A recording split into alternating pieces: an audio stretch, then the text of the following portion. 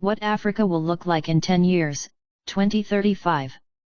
What if I told you that the most important continent of the next decade, isn't America, isn't Europe, isn't even Asia, but Africa?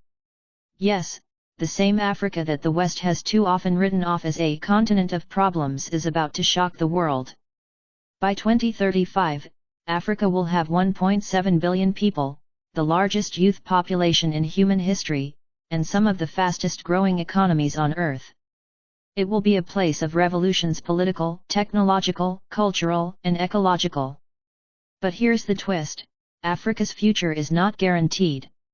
In 10 years, it could become a rising superpower bloc, or it could descend into chaos, climate wars, and exploitation.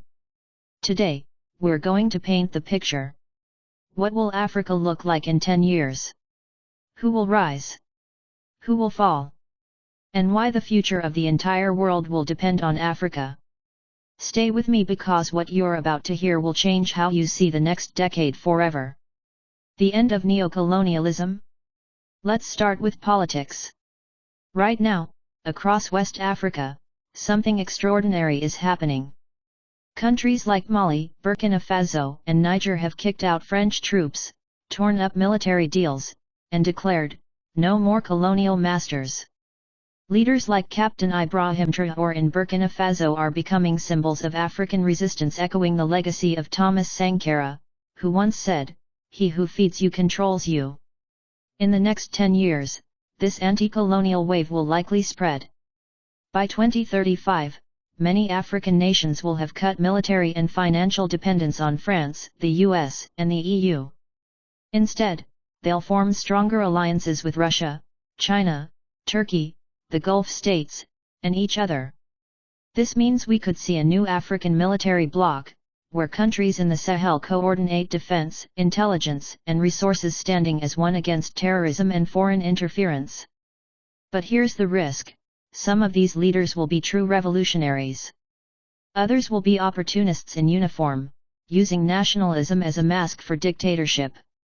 By 2035, Africa will either see the birth of a multipolar continent, or the rise of new strongmen who look different but act the same as the old elites.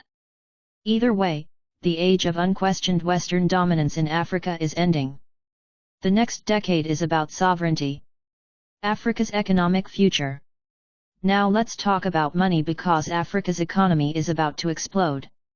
Today, Africa holds 30% of the world's mineral reserves: gold, cobalt, lithium, uranium, and oil. These are the resources that fuel the 21st century batteries, smartphones, AI, electric cars, and weapons. By 2035, whoever controls Africa's resources controls the global economy. But here's the big shift: Africa isn't just going to export raw materials anymore. With the African Continental Free Trade Area, AfCFTA, the largest free trade zone in the world, countries are building supply chains, factories, and tech hubs inside Africa itself. Imagine Nigerian-made electric cars, Kenyan AI companies, Ethiopian green energy exports, and Burkina Faso's gold fueling its own industries instead of leaving for Europe. Urbanization will also transform Africa. By 2035, Africa will add nearly 300 million new city dwellers. Cities like Lagos, Kinshasa, Nairobi, and Johannesburg will become mega-hubs of culture and commerce. But there's a warning: if corruption and foreign manipulation continue, Africa could remain a resource colony, where wealth flows out while poverty stays in. That's why the battle of the next decade is not just about growth, it's about who owns the future. Africans, or outsiders? Crisis or opportunity? No discussion of Africa's future is complete without climate. By 2035, Africa will face some of the harshest climate realities. Expanding deserts in the Sahel. Rising sea levels threatening coastal megacities. Droughts pushing millions into migration. But here's the paradox: Africa also has the biggest opportunity in green energy.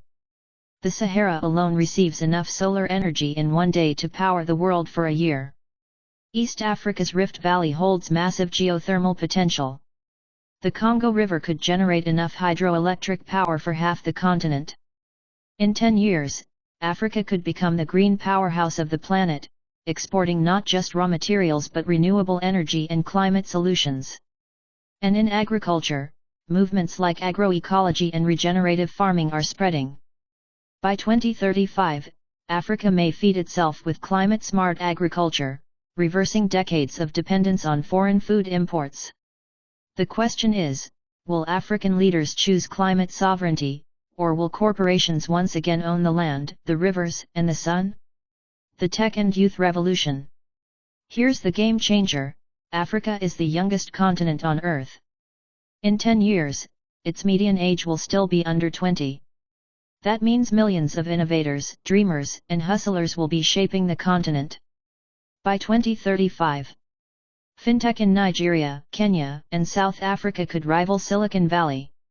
AI labs in Egypt and Rwanda could leapfrog Africa into the knowledge economy. Space programs in Nigeria and Ethiopia could put African satellites and maybe astronauts into orbit.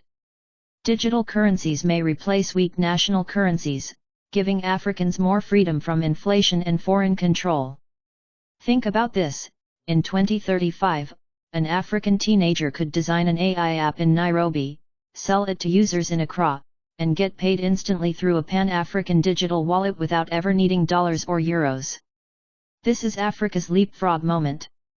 Just like it skipped landlines and went straight to mobile phones, Africa could skip old financial systems and jump straight into a digital-first economy. But again, the warning: if Africa doesn't invest in education, millions of young people will be left behind, jobless, and frustrated. That's when youth power turns into unrest, migration, and even revolutions.